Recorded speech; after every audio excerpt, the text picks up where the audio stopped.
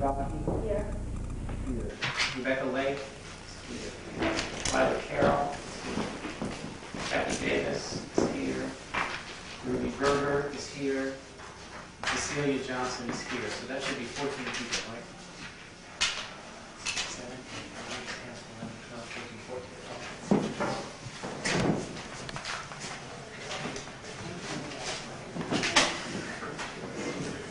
Is this yours?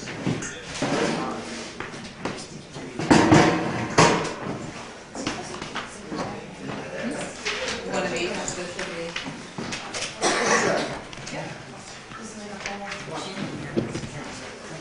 I think that mixed. A mix. Be 182, 327. It's there's 2 files. Yes. Another side.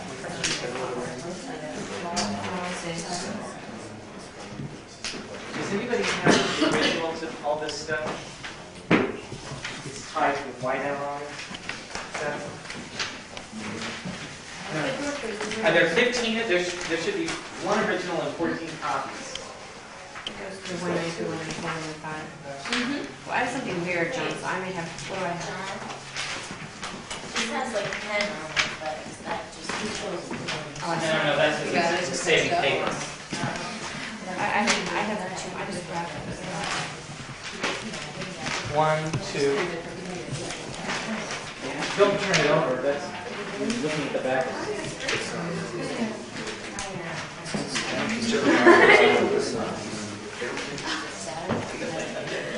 I'll figure it out. What? Part 1 and part 2. But do you have, are there 2, does anybody have 2 copies of this? Alright. I have to make 1 copy of this.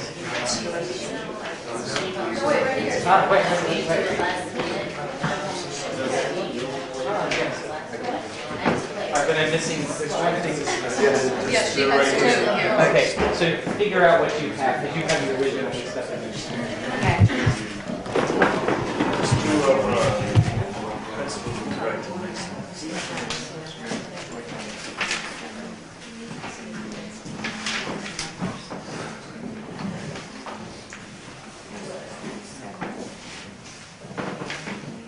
Okay, so everybody doesn't know everybody, so let's take care of introductions first. So let's go around the room, starting with Kathy, and I just want you to say your name and what you think this class is about. Kathy Davis. I think this class is about learning how to run the show.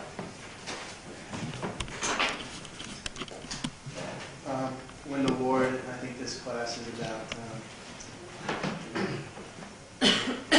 putting on a professional production, learning how a rehearsal process and everything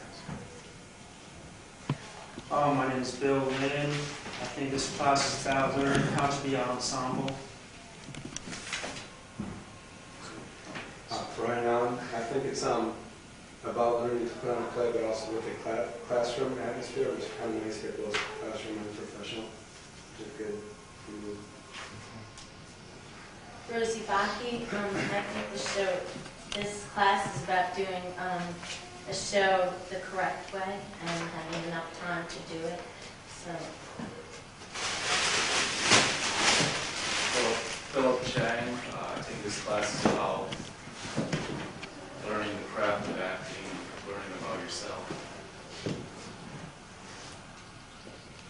My name is Hai Kozak. I think the class is about putting on a professional production as well as exploring roles even deeper than we have. My name is Andrew DiDonna, and I think the class is about showing us, putting us through step by step the process of putting a show together. My name is Johnny Roberts, and I think it's about ensemble work, playing ensemble art. I'm Carol, and I think this class is going through every phase of the show and working together to put it on. My name is Ruby Berger, and I think this class is about taking all the skills that we've learned and putting them to use in a professional atmosphere.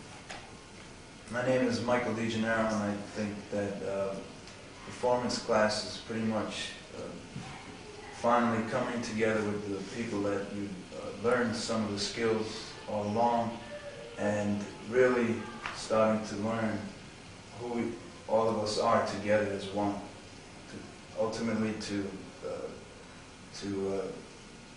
come to what we all want to come to, which is the final performance. My name is Rebecca Lake, and I guess most of all it's trying not to be so selfish in this class, to work as an ensemble together, the chosen ones, and put on a great performance. My name is Cecilia Johnson, and I would say it's about applying the techniques that we've learned within the context of an ensemble situation. Okay, so that's the introductions. So that most of you have been through, I mean, most of you as a group started out your training all at the same time, or in one or two classes that then got combined in one or two classes, and now it's combined into one class. You know, with the exception of Cecilia, who did not do, who is from another study previous to you guys and is being incorporated into this project, which we've done with some of the other projects. You know, so you're all going to have to make an effort to, you know, welcome each other into your respective groups. Hang on, who knows who you don't know. Let's start to, a lot of what you said is correct. This class is first and foremost about the nature of ensemble, which is a difficult thing to define.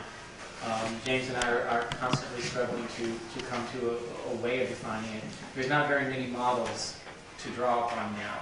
Can any of you think of a model for an ensemble that you think is relevant that you've encountered in the arts, in the performing arts world?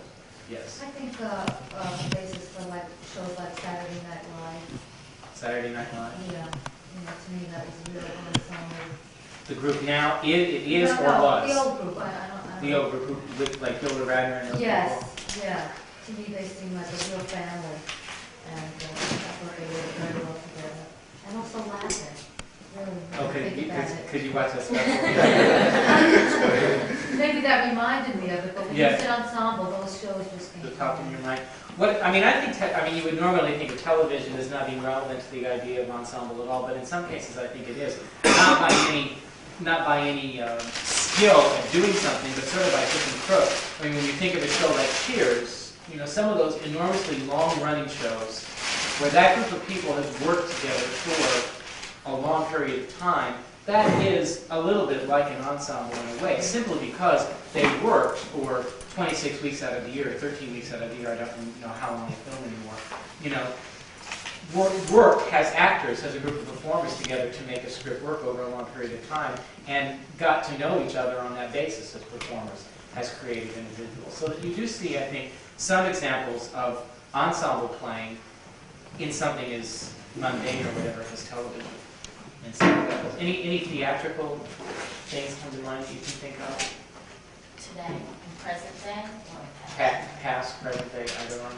the group theater. The group theater. I mean, you guys read the Fervent Years, supposedly. You know, that's the model on which all. Have any of you ever heard of the Berliner Ensemble?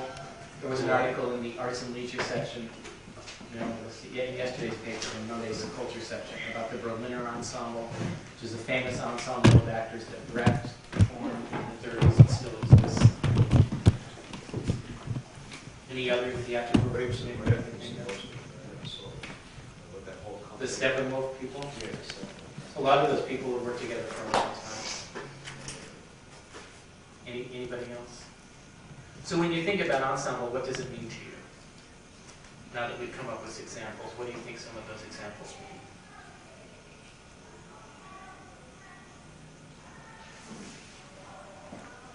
Any ideas? Now everybody putting their creative energy towards one goal. Toward one goal? Hi, could you go down to the office and ask James to get a copy of the Fervent Years out of the drawer? There's a copy of the Fervent Years in my drawer. There's some time, Time? Time is good together. Has anybody seen anything that the Tony Randall group of people do? I have not, so I can't speak for sure. They're trying to, struggling to. They're not really the same group, are they? All the time. Some of the actors are. Some of them are, but I mean, the leads are like. No, they talk about it. I saw the Seagull. Yeah, did it seem like an ensemble? No. Why not? It still seemed very showy, I think. Just the whole thing of, well, we were successful stars, Bailey. I mean, it just seemed as if, oh, well, aren't we being so theatrical and aren't we being so group theater? I mean, it just seemed like that was kind of, you still felt that a little bit instead of it actually happening. Have any of you seen Elizabeth LeCompte? Her work that she does?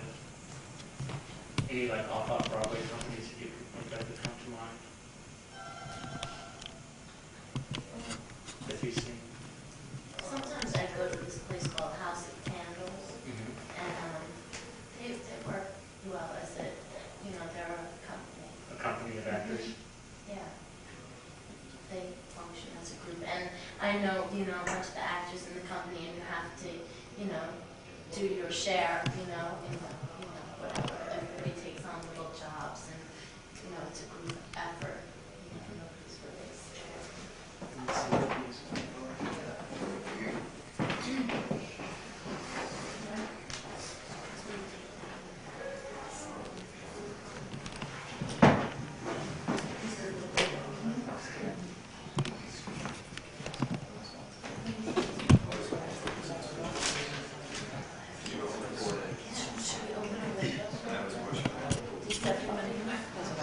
You have to get the key to open the outside thing, because otherwise it doesn't let Karen.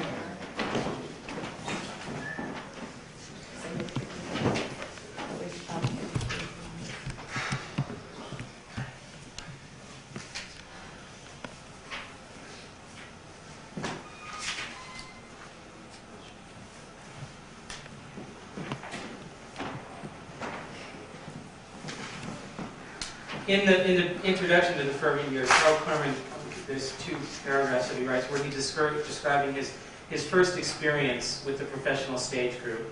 And the thing that he remembers best about it was a talk given by Robert Edmund Jones to the members of The Saint, that was the name of the play that they were working on, the company, and to the actors engaged for the whole season. It was all rather solemn. McGowan, Jones, and O'Neill himself sat in the first few rows of the small auditorium.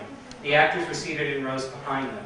McGowan, Kenneth the actress called him, just as the others, somewhat to my surprise, for Bobby and Jean, got up and announced, "Bobby has something to tell you." Jones rose diffidently and spoke in a voice that suggested a slight spiritual grief and a noble yet humble exaltation. This is approximately what he said. "Recently, I heard the story of a blind child on whom a successful operation has been performed. When the bandages were finally removed from its eyes, the child looked around in ecstasy and murmured, 'What is this thing called light?' To me, the theater is like a light that blind people are made to see for the first time. The theater is a dream that the audience comes to behold. The theater is a revelation. I look about me here and I do not see light. I do not perceive dream. I do not feel revelation.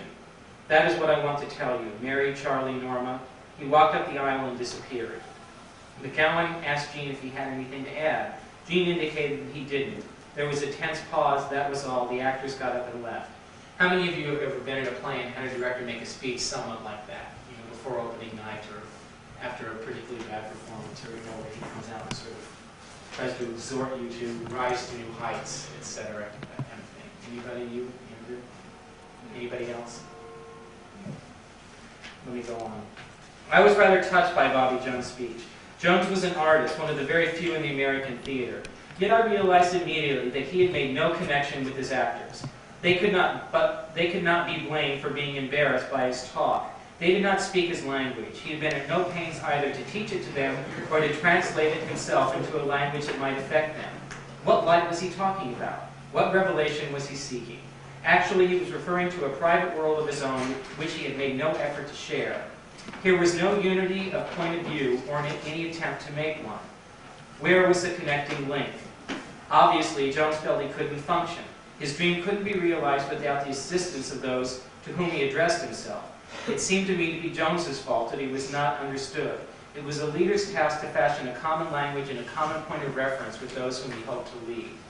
So he mentions two things in there that I think are enormous. I mean, I think that's a very telling example of what defines an ensemble. An ensemble is someone who would have understood what he was talking about, you know, and who would have known what to do to solve the problem that he was talking about.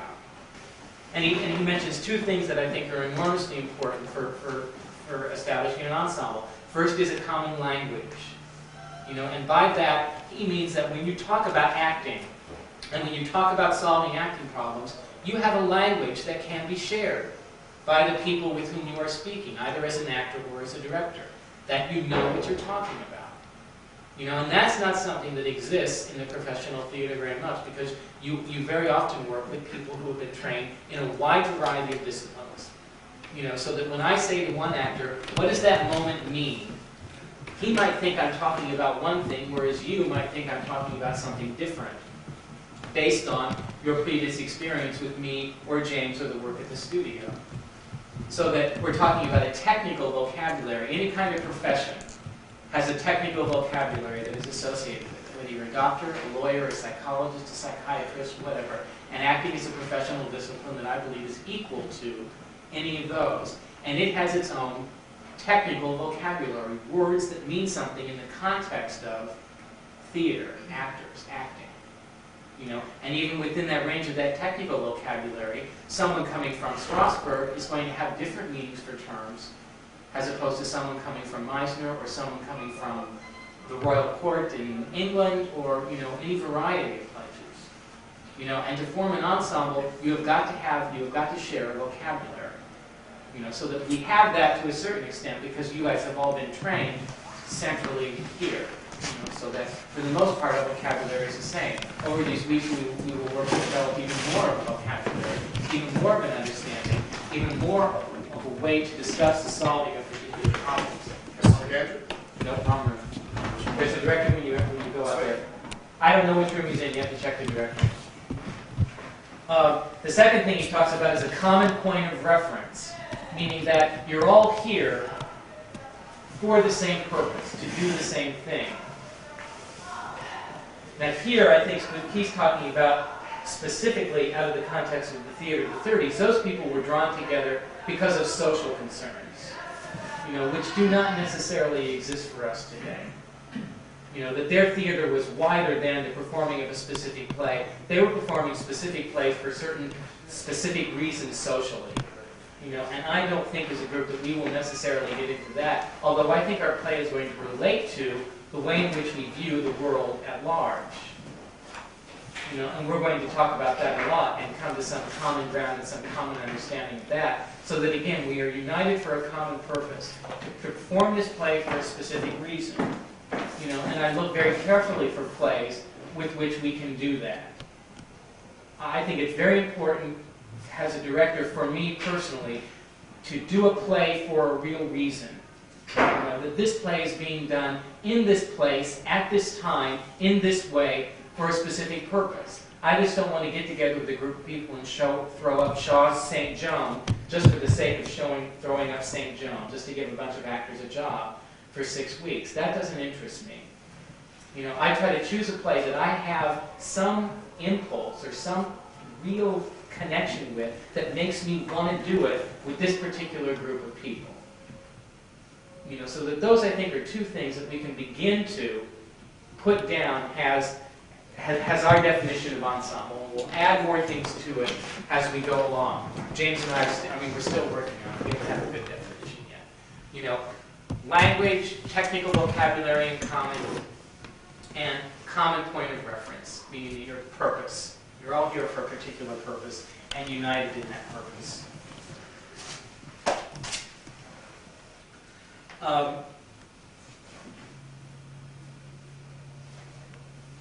Let's start to go through this list, the performance class guidelines. A lot of things, I'm starting to talk a little bit out of order here. A lot of things are going to come up in the context of talking about this. The first thing that I want to say about this is, James and I did not tell you what play that we were doing for a specific reason. You know, and more often than not, I'm going to have a reason for doing everything that I do, whether you know it or not, or whether it's clear or not. So I'm going to ask you not to second guess me, and the reason that I'm saying this is because I think some people did. Some people, from the rumors that I've heard, were able to, from some things that James said in the interview, to sort of try and figure out what play it was and go and find it and read it, which I particularly did not want you to do for a very specific reason. And that reason was this. And this is the first, again, that I want to, one of the first lessons that you're going to learn that I want you to remember for the future. When you are cast in a play, or when you begin to work on a play, I think it is enormously important that the first time you pick up that play to read it, you do not begin to fantasize about what part you think you're going to play and how you're going to act it. That immediately puts you in a very, very bad place to begin work. You know, that immediately puts you up in your head, which is exactly where you do not want to be. And that immediately puts you acting out some version of that play that you have no basis in reality for constructing, because you have no idea what it is going to be like. You don't know what the set's going to be like. You don't know what kind of costume you're going to wear. You don't know what kind of approach the director is going to take. You don't even really know the other actors that you're going to be involved with and what parts they're going to be playing. So how could you possibly begin to put yourself in any part in that play? And every actor does it. You know, whether you want to believe it or not, you all do it, and I know because I used to do it. And it's the worst possible mistake that you could ever make, and it takes a lot of discipline not to make that mistake. You know, it is very easy to fall into those fantasies, you know, and to start to think of yourself as the lead or the, you know, whatever your fantasy is. You know, and that's the reason that I did not want people to read the play ahead of time. And that's the reason that I did not want people to know what play it was going to be ahead of time, so that you did not fall into that trap. If you did do that, you're going to have to work hard to get yourself out of it. You know, and one of your assignments for next week is going to be to read the play, and I'm going to ask you to try to start to find a discipline, to find a way of reading it and not doing that, and not fantasizing about what part you want, and not putting yourself in your head about the acting of it and what it's going to be like. Because the play is going to turn out very, very different than anybody expects, and even I expect. I don't know what it's going to be. I'm just beginning to work on it. I have not encountered you. You have not encountered me. Neither of us have really encountered the play in a real way. We're just beginning to start to do it now. You know, and for an ensemble, a group of people that is working to do a specific play in a specific place for a specific reason, that encounter is very, very important. You know, that first encounter with that play is almost the whole ball game. You know, and our encounter with each other, and how we come to what we come to, that's what makes an ensemble an ensemble. You know, and it's important that you don't put yourself up in your head, and don't live out in some fantasy world about that. The play is The Incredibly Famous Willie Rivers. It's by Stephen Metcalfe. It's published by Samuel French, Inc. And one of your assignments for next week is to read the play, which means you're all going to have to buy a copy of it. And you can do that at Applause, which is on 71st and Broadway, Drama Bookstore, which is at 7th and 47th, I think. Or you can go to Samuel French, which is on 26th Street off of 6th. 24th Street off of 6th. 6th and 5th. Applause is 171st Street between Broadway and West End. Okay? Important dates. The term of this class goes from 2/9 to 5/22. The class meets on Tuesdays from 7 to 11 and on Saturdays from 10 to 3. You're responsible for coming to every one of those class sessions. There are no scheduled vacation dates. That doesn't mean that we won't have one. Maybe we will, maybe we won't. It will depend on how work is going. But even over Easter, even over the time that the studio is closed, we will have class, ostensibly, unless I tell you differently. You know, so for as much as you know right now, you're responsible to coming to every one of those Tuesday sessions and every one of those Saturday sessions. Okay? At some point, after the cast list is posted, and it says here additional rehearsals begin, we will start to schedule additional rehearsals, you know, around your schedule and around my schedule, but you need to prepare yourself for that eventuality. Because if we can't rehearse this play, we can't do it. You know, so it's going to involve more of a commitment than the Tuesdays and the Saturdays. You know, but that won't happen till some weeks into the process. But you need to prepare your schedules to accommodate that. We move into the theater on the 24th of May, which is a Monday. Which means that is the week we will start working on the set, and they'll start putting the set up, and we will begin working on it, and we will start technical rehearsals. If you are concerned about having conflicts or scheduling, you know, time off or whatever, I would prefer to know that as soon as possible if you know that you have certain things coming up. I would say that for sure from the 24th on, you will not be able to miss anything that is scheduled. And probably we'll start doing run-throughs several weeks before that, so it's even going to be difficult, probably from about mid-May on, to get any time off from rehearsals. You know, so you've got to plan your schedules to accommodate that as well. And I'll talk more about scheduling later. And that theater move-in week, that is probably going to be nights. Every night.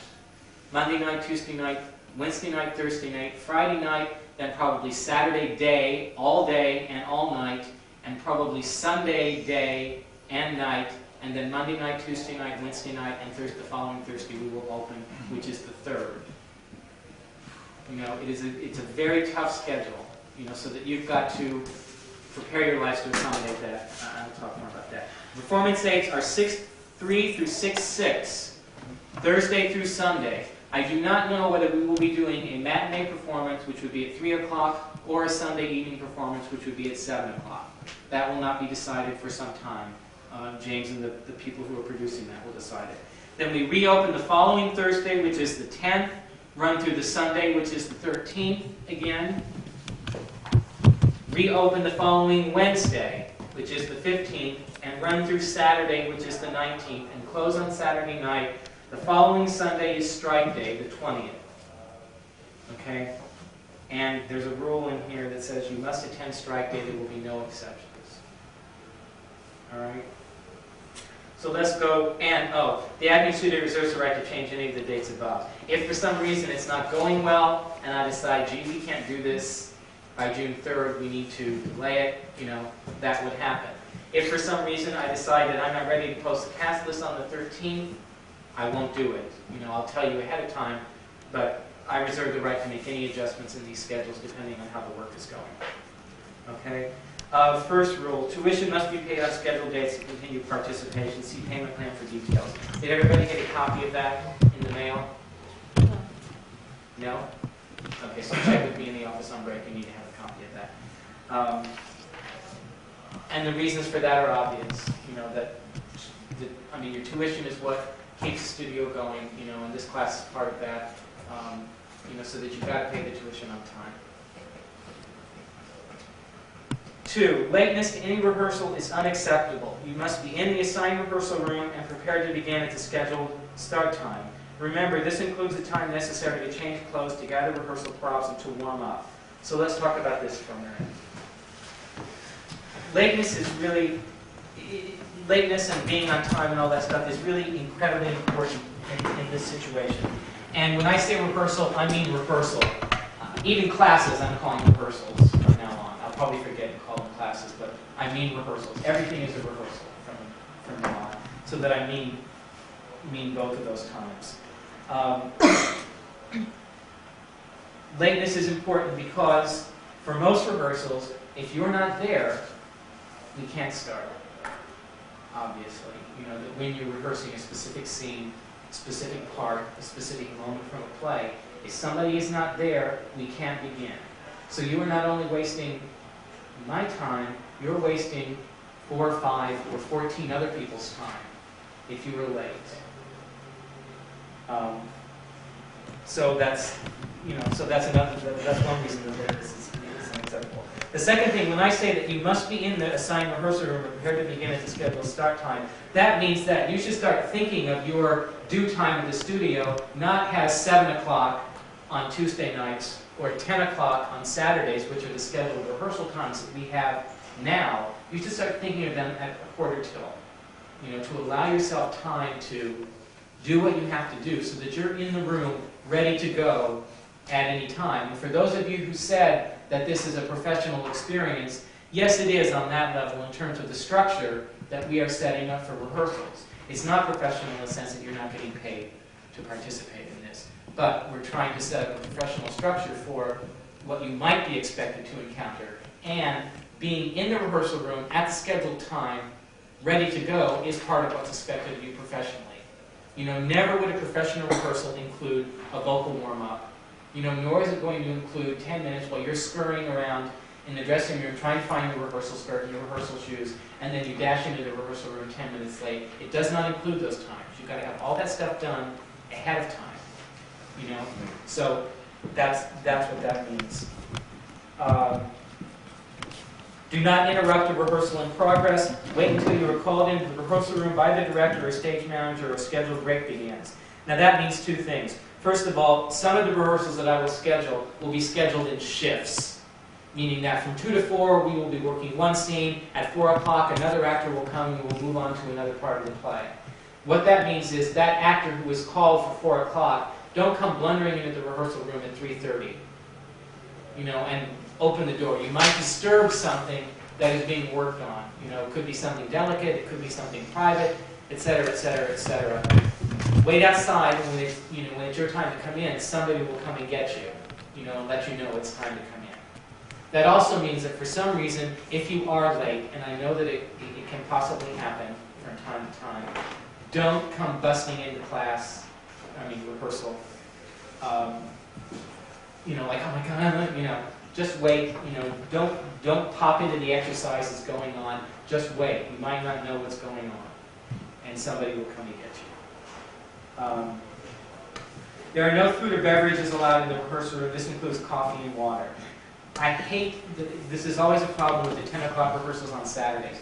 I hate to start to look at a class who is snorting down coffee in those paper cups with the tabs. Well, I can't stand that. It really drives me wacko. So that is something that has to be done ahead of time. That those 10 o'clock rehearsals, I know they're going to be tough.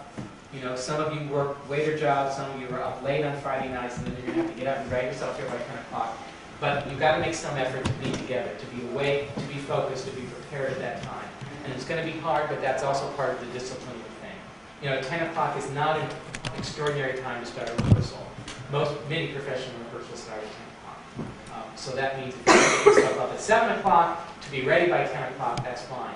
I hate that feeling of people who just rolled out of bed at 8:30, and got on the train and got here, and you're still half asleep, and you're snorting down the last cigarette and coffee, so you muster up some energy for what you're going to encounter at 10 o'clock.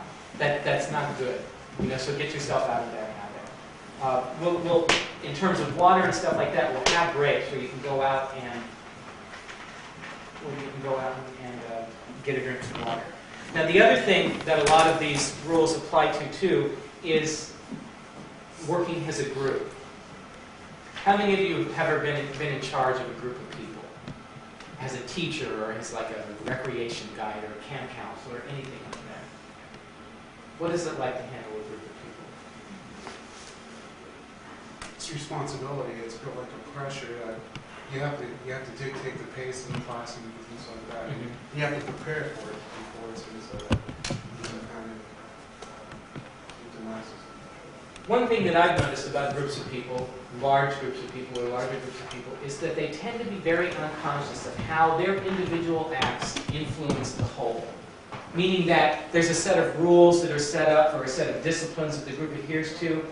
Very often individuals think, oh, he doesn't mean me. He means everybody else but me. So that if I whisper while the teacher is talking, it doesn't really apply to me, it means everybody else. If everybody starts to think like that, pretty soon the discipline of the whole structure falls apart, and you have a room of 14 or 15 people all whispering while the teacher or director or whatever is trying to do something. And that happens a lot with actors, because actors tend to be, it might include some people in this group, it might not. Actors tend to be narcissistic, and they tend to be very much unaware of how their actions influence other people. You know, because so much of acting, so much of art is focused on self-development. You know, but that's something I want you to get out of the habit of. I want you to start to understand how what you do influences the whole. You know, and how when in a rehearsal where quiet has been demanded, that means everybody is quiet. And if one person thinks it's okay for them to whisper, then that means probably 14 other people think it's okay for them to whisper, and then you have chaos. And that doesn't only mean whispering, it means a lot of things. You know, it means one of the things that we will ask you to do in the rehearsal process is check a sign-in sheet. You know, and it goes without fail, and Cecilia, you helped stage manage the last show, actors think, oh, it's no big deal. You know, because they are totally unaware of what relationship that sign-in sheet has to the group as a whole.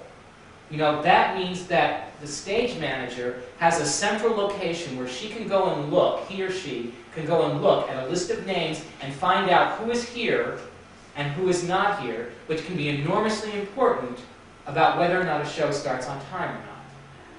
You know, and most actors think, oh, it doesn't matter, it doesn't make any difference, they're just being hard asses. You know, but it does make a difference. It makes one person who has a very complicated job, it makes that job simpler for them, more effective, more efficient.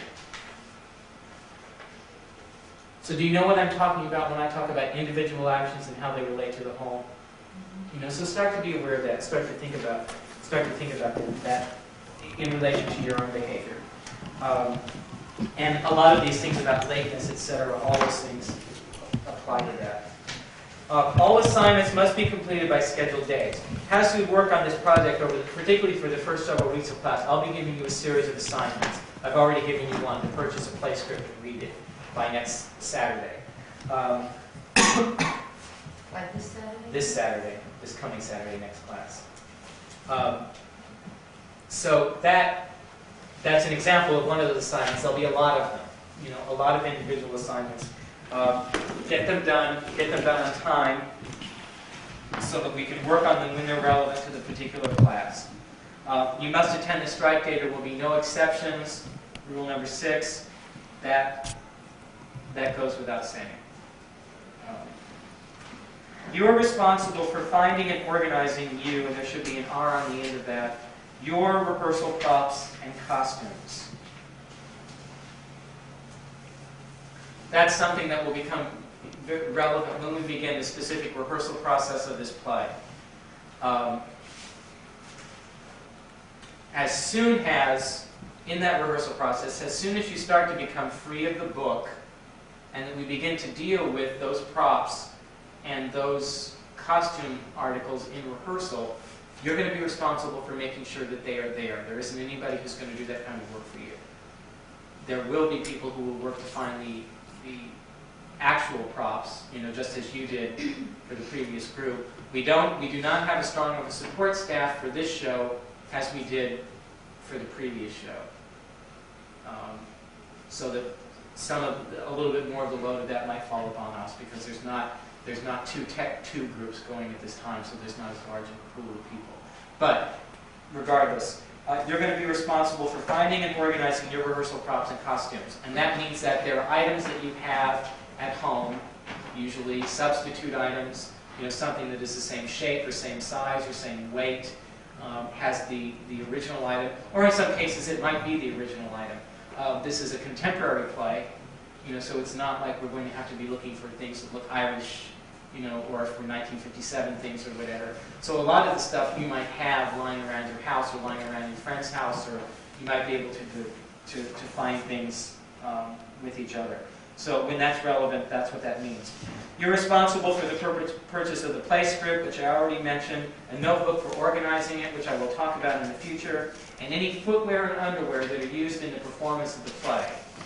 So that means that when we begin to deal with the costume designer, that person, he or she, will start to try to get specific with you about what kind of footwear they want your character the character that you are playing to where you might have it, you might not, you're going to be responsible for finding it. That's usually the most complicated thing in any kind of costume budget, and that's usually a thing that on our level of production, people just don't have money for. But again, this is a contemporary play, so I don't think it's going to be a terrible, terrible problem.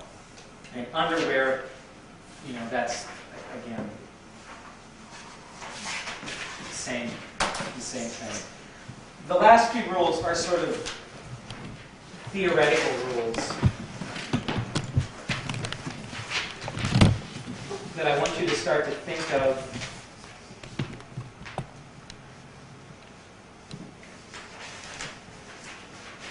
and think why. Number 9, no jokes, remarks, or parodies of your work or others' work are permitted. Why do you think that's important? I mean, usually in theater, that's something that people do a lot, right? They, joke about the play that's going on, or sort of do a parody or an imitation of somebody who acts a scene in a particular way. People do that a lot. Why am I asking you not to do that, do you think? It seems sort of humorless, doesn't it?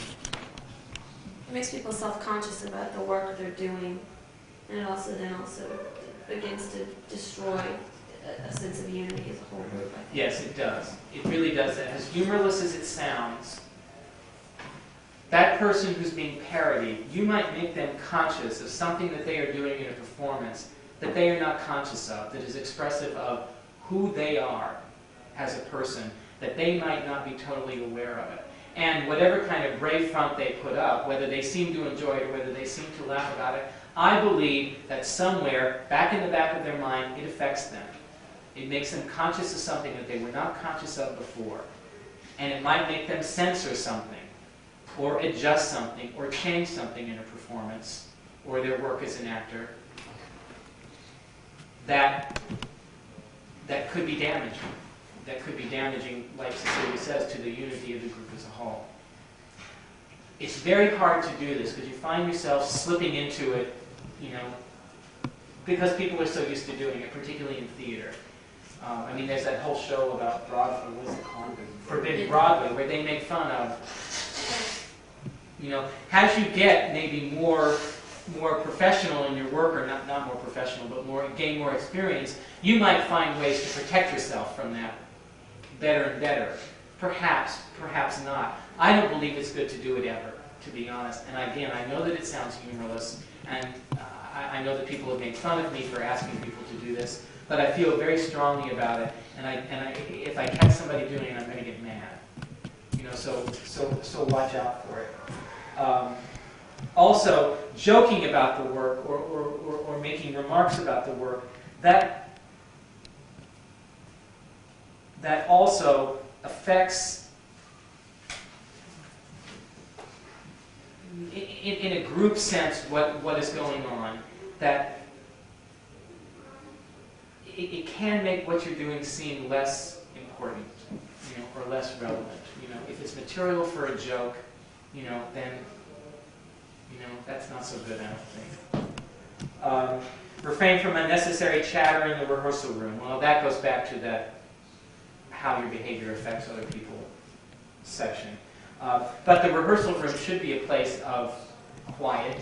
It should be a place where people are prepared to work. It is not a place to play. It is not a place to bring in your concerns from the rest of your life. That's something that you have to do before you go into a rehearsal room, is to free yourself from all of the other things that are going on in your life, because when you're here to do a job, and that job requires concentration and focus and certain kind of skills that you've all been working on for 9, or not longer than 9 months, a year and a half. Unnecessary chatter, all that stuff does not help create that kind of atmosphere. It does not help create that kind of workplace. We're trying to create a workplace here that is very special, that is very unique, to make a play happen that is very special, that is very unique. Do not talk about your work with anyone. This is another rule that I usually get a lot of flack about, because actors like to talk about acting. And actors like to talk about their work with other actors, and other actors work with other actors. Why do you think I'm asking you not to do that in this situation? actors tend to give other actors advice or direction, and they should. Yes, that's a very good reason. That's a very good reason. Even though the other actors ask for it sometimes. Yes. Yes. And then that begins to create a relationship that is unhealthy for working. How many of you have been in a scene class with someone where the other actor started to try to direct you or started to try to give you information about your performance? Helpful or not helpful? Sometimes possibly helpful, but more often than not, it's not.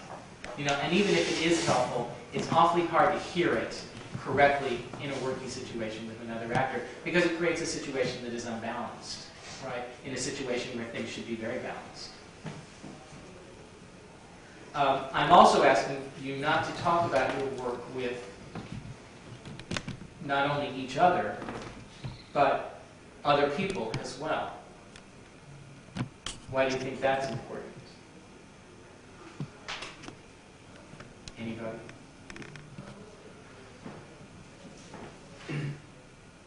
Maybe because any discoveries or whatever you make, you have to make on your own, or else it's not going to be. Yes, that's a very good reason.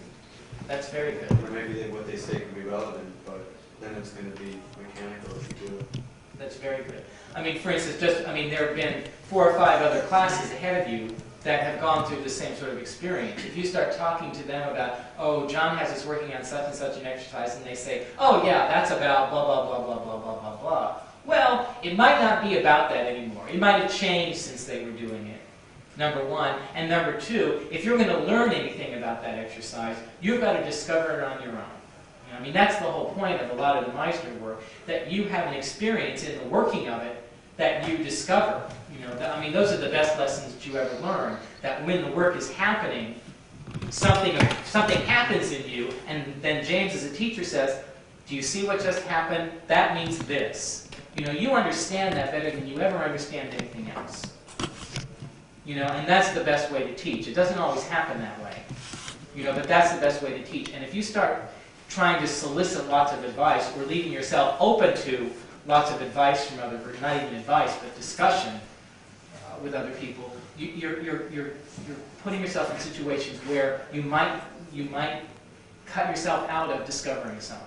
You know, so that's a very good point. What were you going to say, Wayne?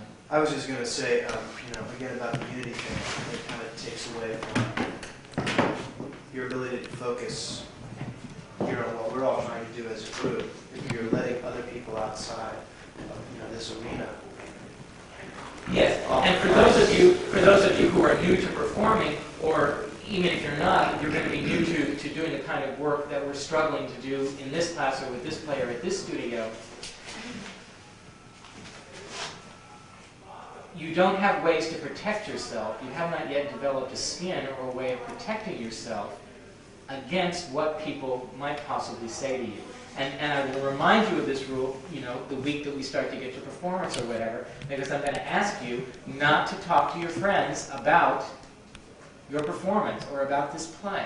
You have to find a way to protect yourself from that. And the best way to start to protect yourself from it is to not do it at all, to not even care. To develop the discipline and the skill to say to them, look, I care very much about what you think about my work, but could we please discuss it after the show has closed? Because they will say, they could say something to you which could be damaging, number one. And number two, they could say something to you which makes you change something. And if I find out about that, then you'll hear from me. There was an actor here, several weeks ago, or several months ago, who was working in one of the one-acts, who a friend of his came to see the play and took notes for him and gave him like 15 or 20 notes about his performance. That actor showed up the next day and said to the director, who it was his first time directing, and he was a very inexperienced director, the actor said to him, I got some notes from one of my friends last night, so I'm going to change this, and this. And I came to, and when I heard about that, I came to that director and I said, wait a minute here. You do not let this happen. That when a show has been directed, have you ever heard that Ethel Merman says, calling Miss Birdseye, the show is frozen? That might be something I say to you at some point. This show is frozen. Don't change anything. That's something that can be expected of you professionally. That means you don't change anything. You don't change one iota of your performance. the way it happens. You might have to, of course, change the way you go about making it happen. That's your own actor's art. But you don't change anything, you know, and if you leave yourself open to any kind of advice or opinions or talk that people want to dump on you, and believe me, they'll want to dump on you. You open yourself up to a lot of problems. You know, so that I'm asking you to start to develop the skills now that prevent you from doing that prevent you from even needing that or wanting that kind of interchange with people. And again, some of this stuff seems humorless. It doesn't have to be. You've got to change the way in which you think about it. You've got to change the way in which you think about theater, or what's fun about theater. You know, because what's fun about theater, I believe, is not the talk, and not the jokes, and not the parodies, and not all that other kind of high school stuff, flowers on opening night, and telegrams, and all that fake glamour kind of crap. You know, that's not what's fun about theater. You know, and for some of us, you know, those are some of the things that attracted us to it. But as we grow and mature as theater artists, those are the kind of things that we have to let go of. You know, opening night reviews, all that kind of crap. That's not what it's about. It's about something else. You know, and if you leave yourself open for all this kind of stuff, it makes it about all that glamour kind of shit. You know, I hate that. Let's go over these assignments.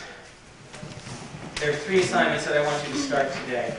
The first one is to begin to keep a journal. Some of you might do that, and some of you might have been doing that in your other classes. That's going to include notes that you've taken in class, as well as your own impressions of the work that's being done, and personal observations that you have that might be relevant in the rehearsal process. That can be a great thing for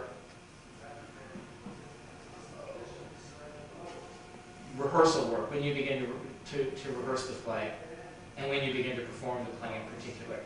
You know, something that I've said today, you might find relevant at some point in rehearsal or at some point in performance, so that if you've kept it in a journal is something you can always go back and reread and sift through and say, gee, how's this relevant now? Or how can I think about this differently now? The group theater, again, an example of Stella Adler in the run of Awake and Sing. Harold Clurman, who directed that play, saw her 6 months into her performance rereading notes from early in the rehearsal process and rereading the script. And he came up to her and said, "Why on earth are you?" He said, "She got enormous praise for that performance. You know, why are you going back and looking at this stuff?" And she said, "I'm trying to discover something more about the play." You know, so that relates to that idea that your work never stops. You know, and if you've kept a journal, it gives you some way to go back and backtrack things and see what's relevant.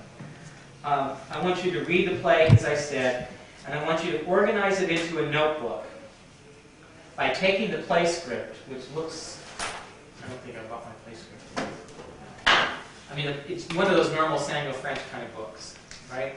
I want you to either make a Xerox copy and cut it and cut up the Xerox copy, or you cut up the original. It doesn't make any difference. And then you take a piece of paper and you cut a square that's slightly smaller than the page size, and then you take that page and tape it in the middle, right? So that when you flip it, the other side of the page shows. You know what I'm talking about? Yeah, you have to take like an X-Acto knife or something, yes, right? And cut a square out of the middle of the paper. So that there's a big hole in the center. There's a big hole in the center of the paper, and then you take the page of the play script and put it in the middle there. So that you have a wide margin around that play script to write. You're blocking down to write information down, and you also have a blank page facing it, possibly, depending on how you organize your book, so that you have a place to take notes in, whatever. And then that notebook can be a place where you keep a lot of things about the class sort of centrally organized. Okay? You might keep your journal in that notebook, I don't know. But I want your play script organized that way, so that by the time you get to blocking, so that you have a place that everything gets written down in detail. Okay? I'll show you an example of it. Did you take home your prompt script? Was your prompt script set up that way? And you took it home. It's not here. All right, I'll try and find an example of it so that you can see it. You also have been given 2 articles. One is this Zakharova, or I'm not sure how you say the name in Russian. And that's a long one.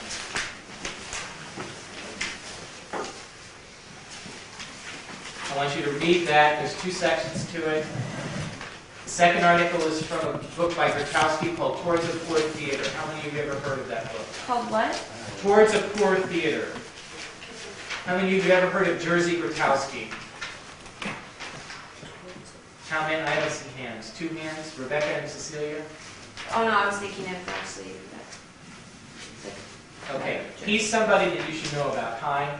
He's somebody that you should know about. He ran something in the 60s called the Polish Lab Theater, which was a collective, a performing collective of theater artists in Poland that was enormously influential. I mean, particularly in the theater of the 60s, but even today. And I think it's since dissolved, and I think he's teaching somewhere in California. But they created a whole series of exercises, ways of approaching theater, ways of thinking about theater, aesthetics, theater aesthetics, that were enormously influential on a lot of modern directors' work. Peter Brook, a lot of people.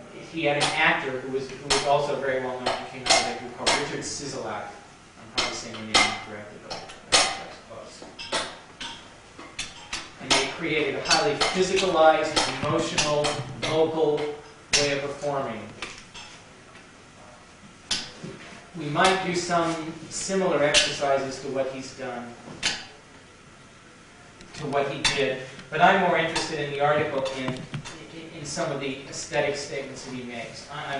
I'm trying to take you even a little bit further than the fervent years that Harold Klerman and the group theater did into influencing the way that you think about theater as an art form, and theater that is, how theater relates to society.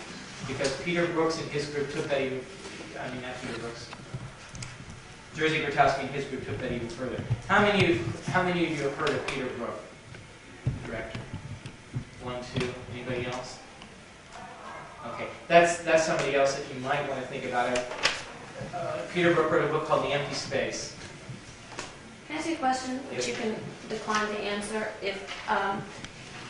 Are you asking us to read this specifically for the particular play you've chosen, or is it something that you have This is the something that I always have Okay. books reading.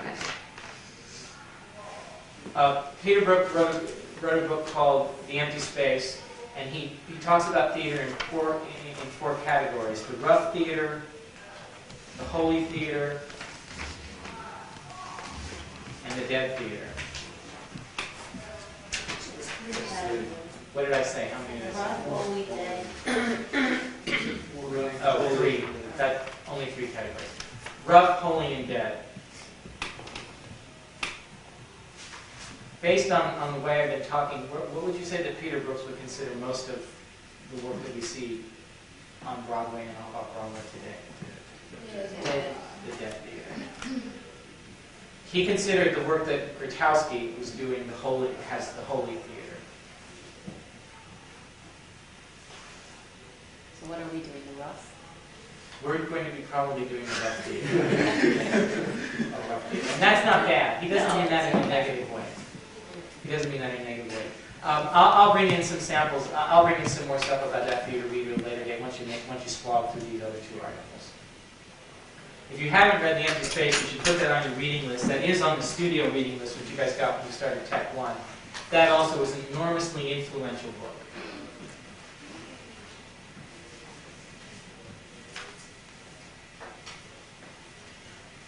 In the Grabowski article that I'm asking you to read, that's just some sections of that book that I mentioned, Towards a Poor Theater.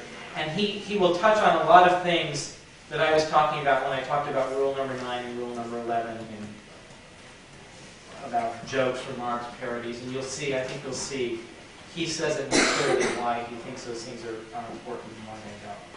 So I want you, what? Here, you're using Towards a Poor? Poor, P-O-O-R, Towards a Poor Theater. That book is around. It's very expensive for some reason. I don't know why. It's a paperback book still, and it's out of print. It costs $25. It's a great book. Do you have any copies here?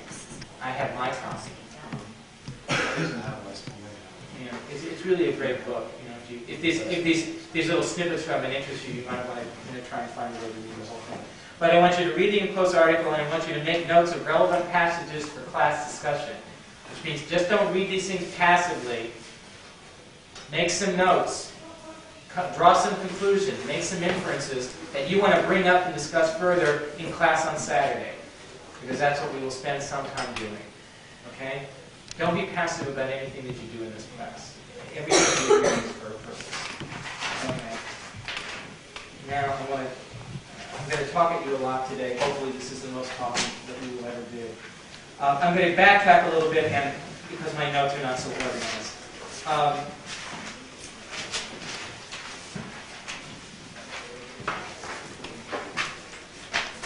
I talked about lateness, I talked about scheduling, that you're responsible for all these class times between now and the 22nd. And if you have conflicts with any of those classes, let me know now. Write it down on a piece of paper with your name and say, I'm not going to be here on such and such a date because of, and if I have a problem with that, I'll let you know. But I need to know that kind of stuff in advance. Organizing your life. You guys have to, you're already getting an idea of what kind of commitment is going to be expected of you. It's a lot of time, and it's a lot of energy, and you have to organize your life to begin to prepare to deal with it. And you've got to start now. That means financially. I already mentioned tuition, that you've got to be able to pay your tuition on the scheduled days. The second thing that you have to do is you have to prepare yourself financially for a time when you're going to be occupied a lot with the show. Now, some of you work waiter jobs, etc. You're going to be losing your best shifts, for a 4-week period. That's like a month off without any income coming in from a Saturday night or a Sunday brunch or whatever, when you make your most money. So that you have got to organize yourself for that now, which means that you have got to save some money or make alternative plans to make it through that period of time financially. There have been people who participated in these classes that got stuck. I know that when we did a production of Paradise Lost, I staged the play in such a way that the play began with the family eating dinner each night. And that we would buy 3 or 4 frozen TV dinners, put them in a microwave, and then just put that food in serving bowls, because nobody had a time to eat a whole meal anyway. So they would just had to be a couple of rice or whatever on their plates. But there were people who participated in that play who lived off of that food each night, the leftovers, because they didn't have any money and they were not working their waiter jobs and stuff like that. And on one level, it was great because that play was about the Depression and they were poor, and these people really were poor, so that it brought a sort of reality to the situation. On the other hand, it was not so great because it put a lot of them in a bad place, which it took them months to recover from. And I don't like to see that happen. So you got to organize yourself financially, to deal with that. You also got to, if you are working a job where there is scheduling or whatever involved, you've got to prepare the people who work for that and say, hey, for the month of January or June, starting this day, I'm going to need to work lunch shifts. And that might mean, or that means that you've got to trade, I don't know, however your scheduling is set up. I don't only mean waiter jobs, I suppose I mean any kind of temp job or whatever. You've got to organize yourself about it. And I mean it, otherwise you're going to find yourself stuck. And you'll find yourself unorganized at a time in your life when you're going to want most of your attention to be focused on this. You don't want to be looking for a job during that period of time. You don't want to be scrounging for money during that period of time, so start now. And it's just the month of June, nighttime, that we really have to do that. Well, it'll start the 24th. At the beginning, that means May 24th through the run of the play, ostensibly. Although you'll have your Monday, once the play opens, then you'll have your Mondays and Tuesdays and some Wednesdays available. And a Sunday night or a Sunday day, depending on what kind of play you're. But I know it's a hardship, but it also starts to begin to, part of another purpose of the class is to begin to prepare yourselves for organizing your life as beginning to pursue a professional career. Which means that you've got to have time available for this. You've got to have time available to continue to train, to go to auditions, and if you do get a job, or a non-paying job or a showcase or whatever, to do that as well. So this is a step in you guys starting to change your lives to accommodate, hey, I'm going to be a working actor. And that means a lot of time. It also means a lot of time away from family members if that's relevant to you. And I know there are some of you in here who have families, or boyfriends and girlfriends even. I would hate to see a relationship break up over, or a marriage break up over, this is what it's about, but this is what it's about, and that you've got to prepare the significant people in your life to accommodate that. That, gee, during the month of June, I'm going to be awfully busy, honey, and I'm not going to see you very much. So prepare your relationships as well to accommodate that. You also have to think about your health. We do not have understudies. We will not have understudies. So that if something happens to you health-wise, it could be devastating not only to yourself, but to the project as a whole.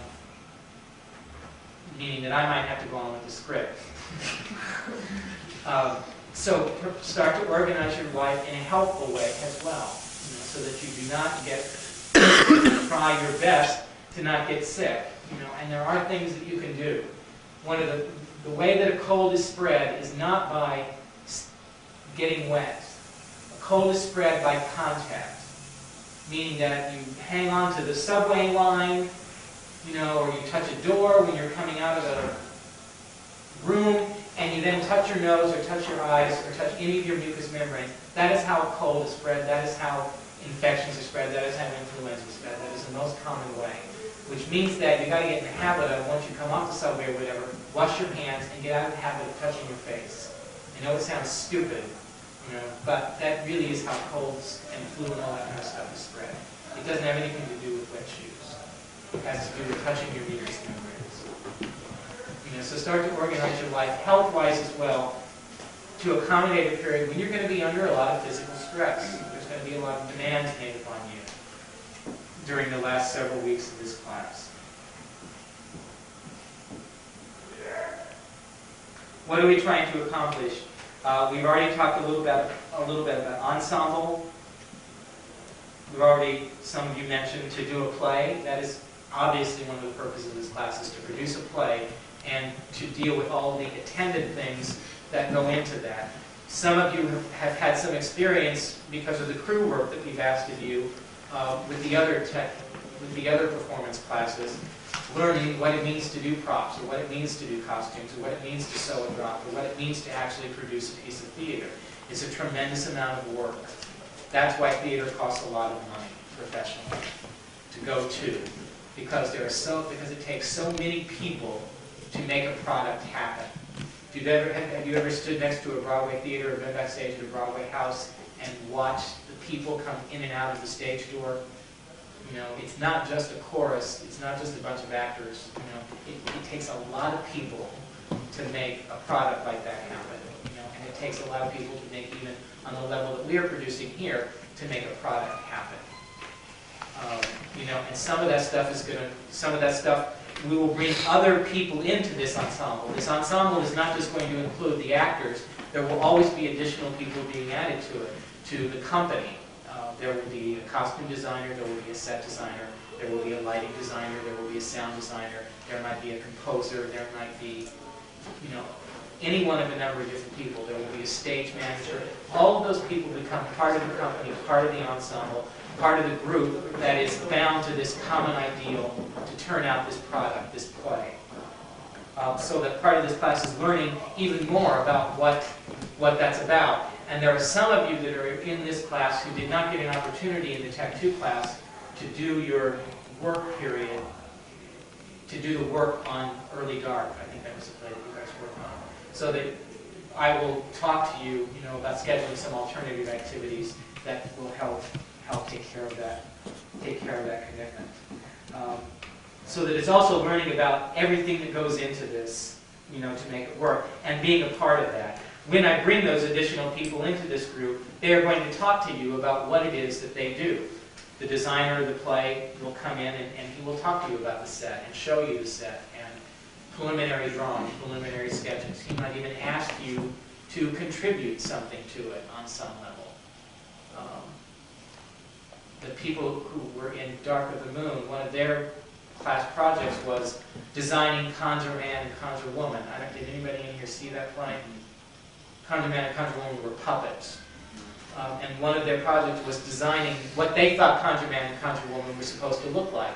And that became useful to the person who designed them, because she took all their drawings, all their ideas, and then incorporated them into her own work and her own ideas. And I will expect you guys to contribute on that level as well. And we're also going to try to do work that succeeds on some kind of artistic level as well. When this class is completed, you're supposed to get a certificate. Nobody has ever gotten a certificate because it sits in the office with James fussing over the design of it.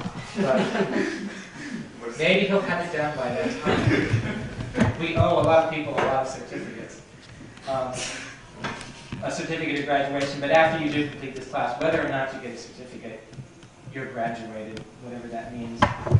You then have the opportunity to go on and participate in these theater lines, workshop projects, to originate projects, to participate in Chelsea Rep possibly, et cetera, et cetera, et cetera. What time is it?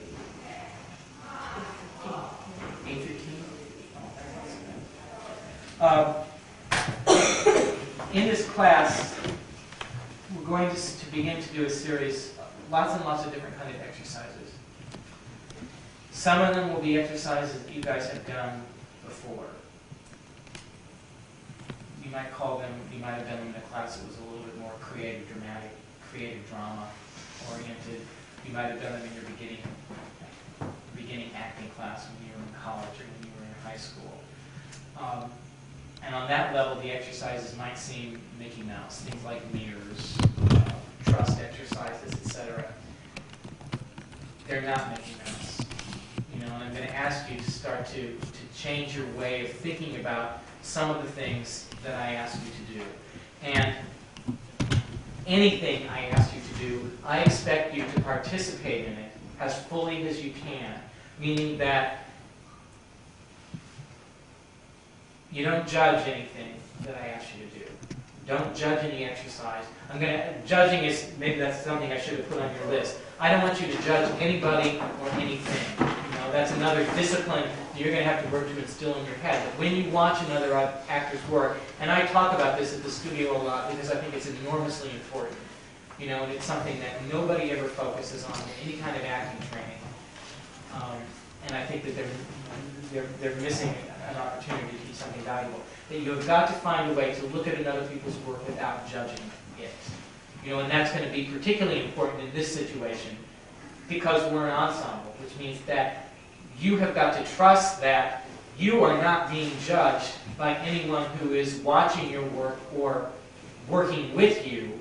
And the best way to do that is for you not to judge anyone, so that you enter into a bond with everybody in this room that, hey, we are not going to judge one another. And you stick to it. And you discipline yourself to make that happen. And that includes me as well. And that includes anybody else, any other collaborator that we bring into this company.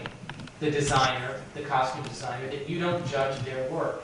Actors are notorious for looking at their costume design and saying, oh my God, I'm not going to wear that. And I've done that. I've put some costume designers through hell. That was very immature on my part, and a result of training that was not so good. It is not your place to judge anybody else's work on the acting level, on the design level, in any way connected to this thing, and on the teaching level. So then I'm going to ask you not to judge any exercise that I ask you to do, and I'm going to ask you to participate in them as fully as you can. And that's going to be different from the way James had your class structure, because I know that with the movement stuff that you did before class and the voice stuff, that half hour that you did, there were people, I believe, who for one reason or another excused themselves from that work, or made a decision that said, I don't need this experience, or I don't need this kind of training yet. And if he lets you do that in that situation, that's fine. I am not going to let you do that. Whatever we do in this room, you've got to participate in and try to find a way of participating wholeheartedly. And some of it, when you first encounter it, it's going to seem like the sort of rinky-dink exercises that you did in Acting 101 in the junior college Pennsylvania, yes. Should we be dressing differently for class? Yes, you're going to want to come prepared to move. Tennis shoes, sweat clothes, whatever, because some of the stuff we'll do in here will be highly physical. Let me, and that'll come up when I talk about these exercises again. All of these, some of the exercises that I asked you to do that, I'm going to ask you that to try to find a way to make them relevant. You know, that you might have done near exercises in Acting 101 in King of Prussia, Pennsylvania, or whatever. But I'm going to ask you now, when you come to this exercise in the context of this class, as a trained Meisner individual, to find a way of approaching that work differently. And we're going to be doing a lot of exercises that are external in nature, that are physical in nature, vocal in nature, as opposed to a lot of the work that you've been doing in your Meisner classes. A lot of that work was designed to train your mind and your emotional life in a particular kind of way. You know, and that work is there. That work is going to become relevant in the rehearsal process at some point. I'm not going to deal with some of that kind of stuff so much. It's not going to be a Meisner class at all. I'm going to expose you a little bit to a more physical, to a more external way of approaching some aspects of your work as actors. And that I expect you to then use all of the techniques that you have acquired in terms of repetition, concentration, attention, all of those kind of skills that you have built up, to use those with these exercises, and to find a way to make those exercises relevant, to try to understand them in the context of the work that we're doing. Most of the exercises are going to be theoretical in nature. They're going to apply to the work. They're going to apply to ensemble work in a theoretical kind of way, so that it makes a clear example of something that's going to be expected of you in an ensemble. You know, and that's something that you're going to have to think about, and that's something that you're going to have to work on. There are also exercises that are going to work to help build your physical, vocal, and emotional stamina to be able to sustain a performance. You know, which is something that some of you might have had that experience, some of you might have not. It takes a lot of work to get through 2.5 hours or 3 hours of a performance. Yes or no? I believe that it does. And that you as actors, as performers, have got to have the stamina to do it. And these exercises are going to work on that level, you know, as well.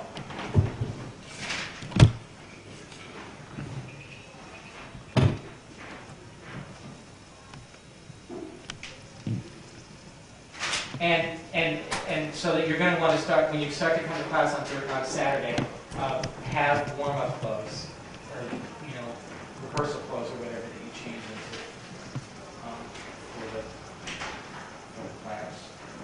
If any of you have physical difficulties or whatever with certain aspects of things, you know, let me know, and we'll find an alternate way of approaching that exercise. No.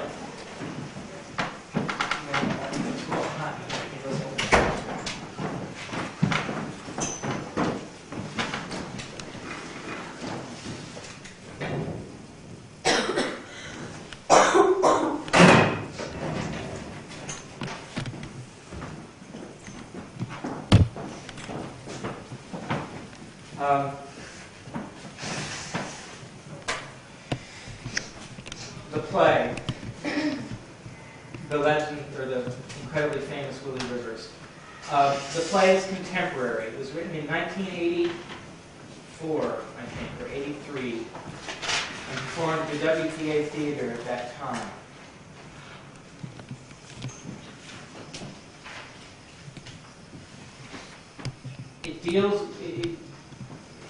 At that time it dealt with sort of contemporary rock scene at that time, which was, I don't know, Bruce Springsteen, or, you know, those 70s kind of rock, which is sort of coming back now, I guess. But I'm going to change that. The play is going to deal, and James probably, I believe, talked with you about this when he interviewed you all initially for this class. class. I'm going to change it so that it's dealing with music now, which is going to mean a lot of, I don't know, hip-hop, rap, whatever you want to call it. I don't know how this is going to work out. We're engaged in a process now where I am encountering the play and I am encountering you, you are encountering the play and you are encountering me. We're going to find our way through this, so I do not know what form all of this is going to take yet, because I have not yet encountered you, etc., and you're going to be part of this. But that is my plan at the present time, unless something happens that changes my mind. So that it will deal a lot with hip-hop, street, music, culture, you know.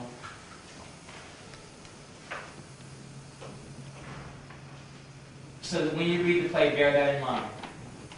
A lot of things will change about it. Some things, some dialogue, terminology will change. I'm going to put in new words and new phrases in places and cut some portions of the play. Can you do that? Yes, I can.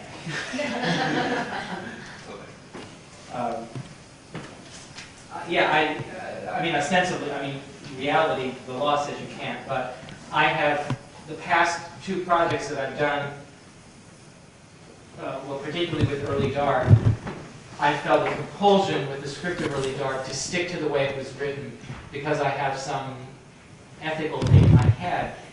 When I finally got to the performance of that, it was very frustrating for me because I know that I could have made that play better than it was. There were some writing problems with that play because it was adapted from a novel and it got turned into a screenplay, and so that there were some funny things that went on with it. And I know that I could have made that play better had I incorporated some things from the original novel and had I cut some things.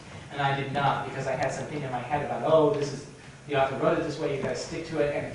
And my frustration of trying to bring that, to make that kind of thing happen, made me swear that off forever. You know, that I now said that I'm now going to start to take more liberties with what I do, because I know that I have the skills of the director to make it work better, and also to adapt it to specifically the group of people that I'm dealing with, which is you. You know, to make it fit us to a certain extent. So I'm going to do that with that. I'm also going to change, there are going to be a lot of things role-wise that change with that play. A character that is written as a man might be played as a woman.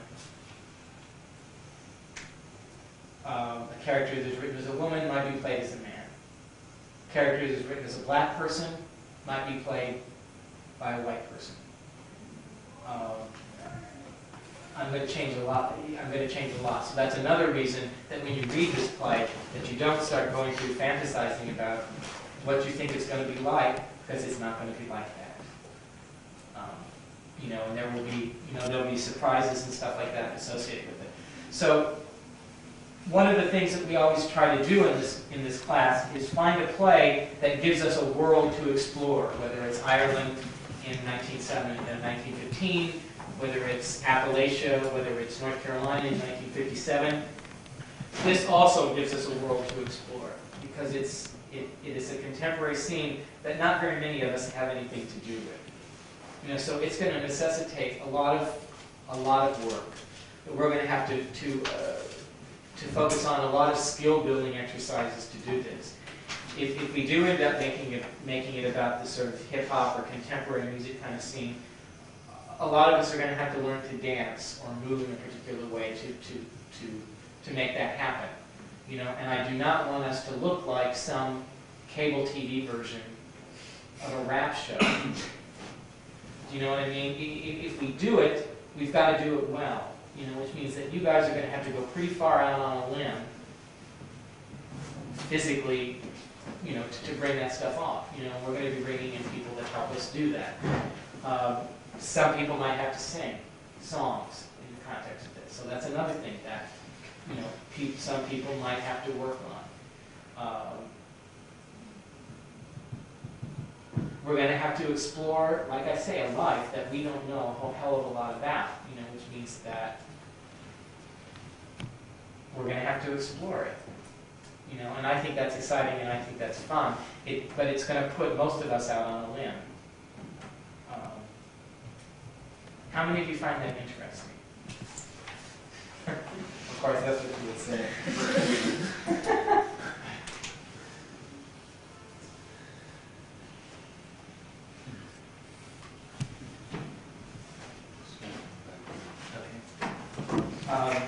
And what is that, when I talk about that hip-hop and stuff, what does that mean to you? Does anybody have anything in common with it now?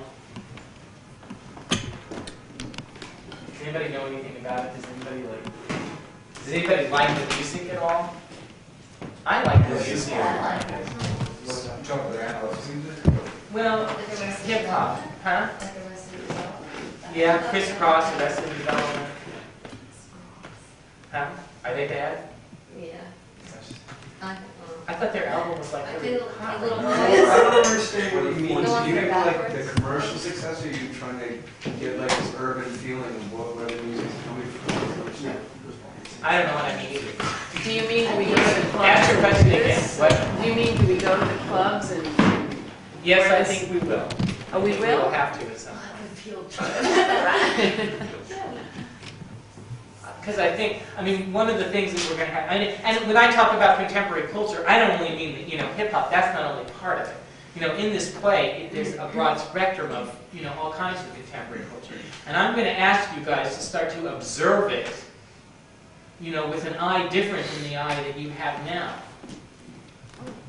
One of the characters in there is a TV announcer, and so that TV announcer could become a combination of Jay Leno, David Letterman, Joan Rivers, depending on how we play it. And I'm going to ask you to observe those people as actors, and to build a character that is like them, not an imitation of, not an imitation of Joan Rivers, but you observe what it is that she does that makes her who she is, and try to find a way to build it out of yourself.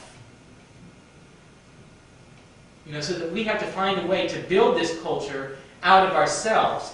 That means that you've got to observe it, you've got to watch it, you've got to see what it's about, you've got to make notations about, you've got to watch how people move, how they, all those kind of things. But then you also have to find a way to make it about you. And that's hard. That's a lot of work. And I've never tried anything that's this contemporary before, so it's like new, new space for me in some ways.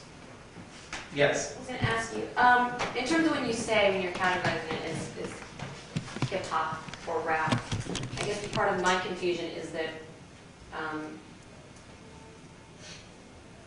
that I've never known exactly what hip-hop was as differentiated from rap or Rastas or hip-hop and I think part of that, and this maybe goes back to your question, is that the minute you define any kind of youth culture like that, it becomes something else. Are you interested in trying to find what is most current in terms of the street youth kind of, do you see what I'm getting towards? Like, you mean that is that the essence that you're going for? Is like whatever it is that is Most popular. coming from the street at this moment in time, i.e., as of right now until June, or is there some idea of a world you have in mind? Well, it's both that. It's both that. When I say hip hop, my understanding of hip hop is that that is a sort of a name for a whole phenomenon that includes a lot of graffiti type art.